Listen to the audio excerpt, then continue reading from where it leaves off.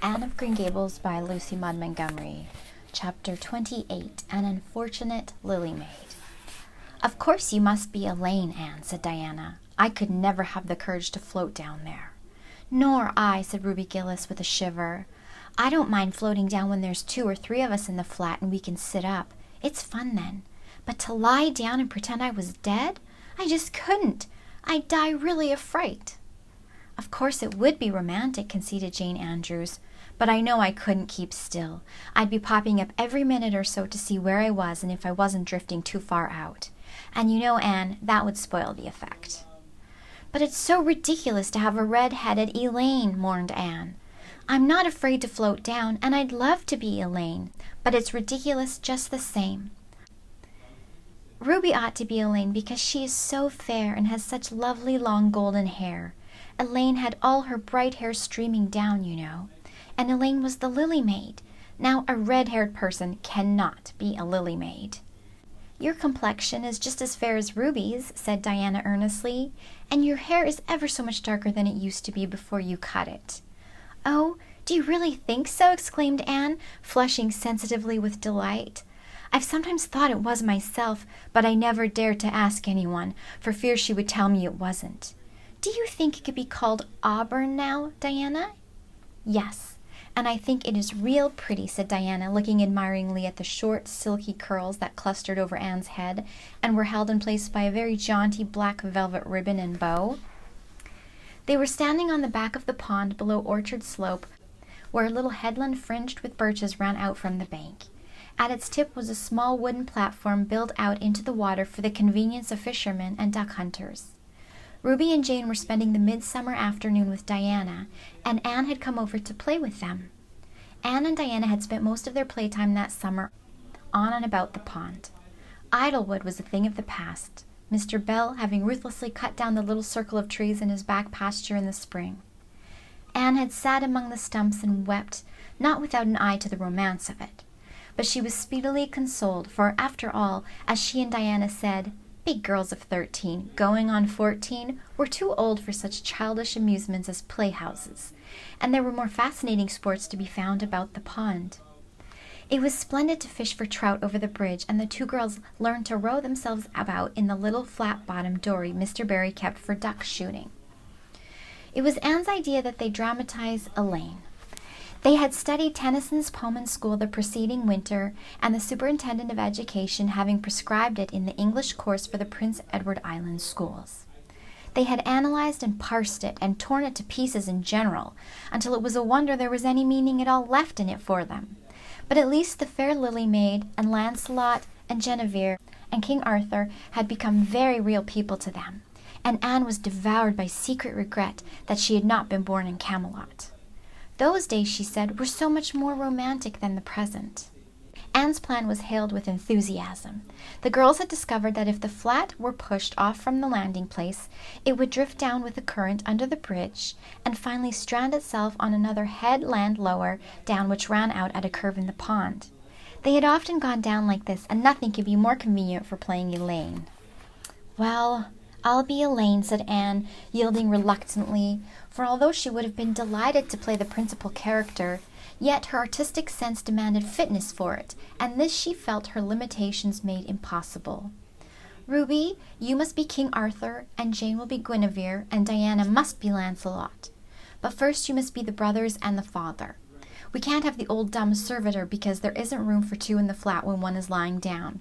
We must pall the barge all its length in black samite. That old black shawl of your mother's will be just the thing, Diana."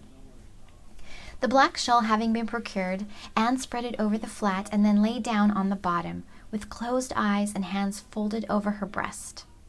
"Oh, she does look really dead," whispered Ruby Gillis nervously, watching the still, white little face under the flickering shadows of the birches. "It makes me feel frightened, girls. Do you suppose it's really right to act like this? Mrs. Lynde says that all play acting is abominably wicked." "Ruby, you shouldn't talk about Mrs. Lynde," said Anne severely. "It spoils the effect because this is hundreds of years before Mrs. Lynde was born. Jane, you arrange this. It's silly for Elaine to be talking when she's dead." Jane rose to the occasion.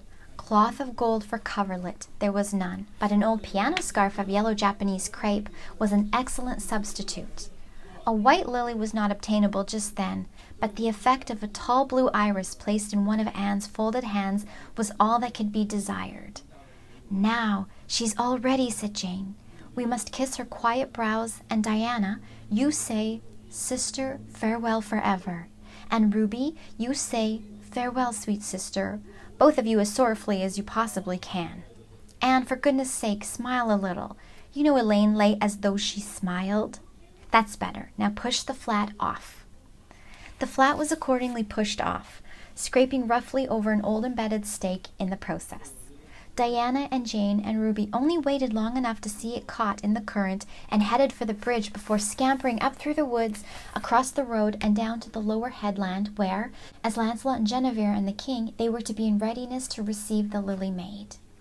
For a few minutes, Anne, drifting slowly down, enjoyed the romance of her situation to the full. Then something happened not at all romantic. The flat began to leak. In a very few moments it was necessary for Elaine to scramble to her feet, pick up her cloth of gold coverlet, and pull the blackest samite and gaze blankly at a big crack in the bottom of her barge, through which the water was literally pouring. That sharp stake in the landing had torn off the strip of batting nailed on the flat. Anne did not know this, but it did not take her long to realize that she was in a dangerous plight. At this rate the flat would fill and sink long before it could drift to the lower headland. Where were the oars? Left behind at the landing. Anne gave one gasping little scream which nobody ever heard.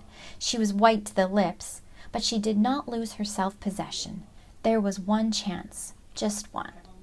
"I was horribly frightened," she told Mrs. Allen the next day, "and it seemed like years while the flat was drifting down to the bridge and the water rising in it every moment.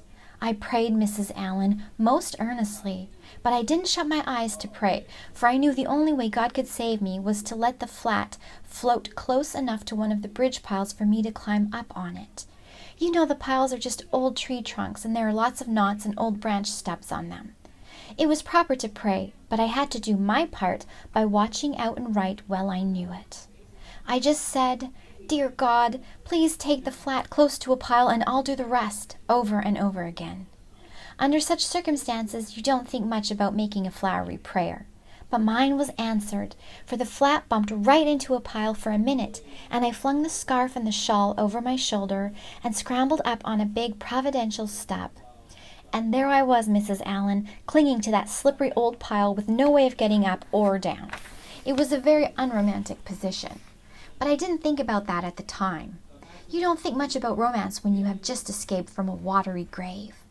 I said a grateful prayer at once, and then I gave all my attention to holding on tight, for I knew I should probably have to depend on human aid to get back to dry land. The flat drifted under the bridge and then promptly sank in midstream. Ruby, Jane, and Diana, already awaiting it on the lower headland, saw it disappear before their very eyes, and had not a doubt but that Anne had gone down with it. For a moment they stood still, white as sheets, frozen with horror at the tragedy. Then, shrieking at the tops of their voices, they started on a frantic run up through the woods, never pausing as they crossed the main road to glance the way of the bridge. Anne, clinging desperately to her precarious foothold, saw their flying forms and heard their shrieks. Help would come soon, but meanwhile her position was a very uncomfortable one. The minutes passed by, each seeming an hour to the unfortunate Lily Maid. Why didn't somebody come? Where had the girls gone? Suppose they had fainted one and all? Suppose nobody ever came?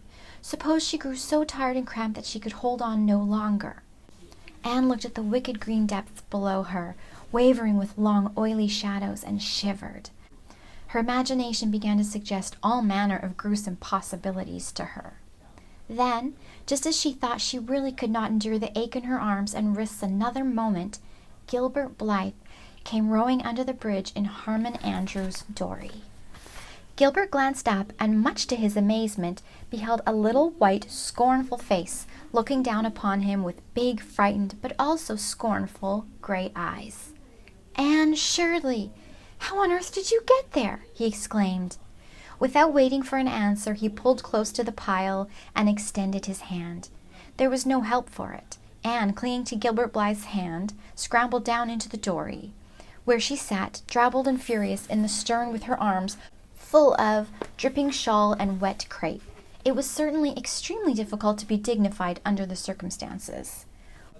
"What has happened, Anne?" asked Gilbert, taking up his oars. "We were playing Elaine," explained Anne frigidly, without even looking at her rescuer, "and I had to drift down to Camelot in the barge. I mean, the flat. The flat began to leak, and I climbed out on the pile. The girls went for help. Will you be kind enough to row me to the landing?" Gilbert obligingly rowed to the landing, and Anne, disdaining assistance, sprang nimbly on shore. "I'm very much obliged to you," she said haughtily as she turned away, but Gilbert had also sprung from the boat, and now laid a detaining hand on her arm. "Anne," he said hurriedly, "look here. Can't we be good friends? I'm awfully sorry I made fun of your hair that time. I didn't mean to vex you, and I only meant it for a joke. Besides, it's so long ago. I think your hair is awfully pretty now. Honest, I do. Let's be friends." For a moment Anne hesitated. She had an odd, newly awakened consciousness, under all her outraged dignity, that the half-shy, half-eager expression in Gilbert's hazel eyes was something that was very good to see. Her heart gave a quick, queer little beat. But the bitterness of her old grievance promptly stiffened up her wavering determination. That scene of 2 years before flashed back into her recollection as vividly as if it had taken place yesterday. Gilbert had called her carrots, and had brought about her disgrace before the whole school. Her resentment, which to other and older people might be as laughable as its cause, was in no whit allayed and softened by time, seemingly. She hated Gilbert Blythe. She would never forgive him. "No," she said coldly, "I shall never be friends with you, Gilbert Blythe, and I don't want to be." "All right," Gilbert sprang into his skiff with an angry color in his cheeks. "I'll never ask you to be friends again, Anne Shirley, and I don't care either." He pulled away with swift, defiant strokes, and Anne went up the steep, ferny little path under the maples. She held her head very high, but she was conscious of an odd feeling of regret. She almost wished she had answered Gilbert differently. Of course, he had insulted her terribly, but still. Altogether, Anne rather thought it would be a relief to sit down and have a good cry. She was really quite unstrung, for the reaction from her fright and cramped clinging was making itself felt. Halfway up the path she met Jane and Diana rushing back to the pond in a state narrowly removed from positive frenzy. They had found nobody at Orchard Slope, both Mr. and Mrs. Barry being away. Here Ruby Gillis had succumbed to hysterics, and was left to recover from them as best she might, while Jane and Diana flew through the haunted wood and across the brook to Green Gables. There they had found nobody either, for Marilla had gone to Carmody, and Matthew was making hay in the back field. "Oh, Anne," gasped Diana, fairly falling on the former's neck and weeping with relief and delight. "Oh, Anne, we thought you were drowned, and we felt like murderers because we had made you be Elaine, and Ruby is in hysterics. Oh, Anne, how did you escape?" "I climbed up one of the piles," explained Anne wearily, "and Gilbert Blythe came along in Mr. Andrews' dory and brought me to land." "Oh, Anne, how splendid of him! Why, it's so romantic," said Jane, finding breath enough for utterance at last. "Of course you'll speak to him after this." "Of course I won't," flashed Anne, with a momentary return of her old spirit. "And I don't ever want to hear the word romantic again, Jane Andrews. I'm awfully sorry you were so frightened, girls. It is all my fault. I feel sure that I was born under an unlucky star. Everything I do gets me or my dearest friends into a scrape. We've gone and lost your father's flat, Diana, and I have a presentiment that we'll not be allowed to row on the pond any more."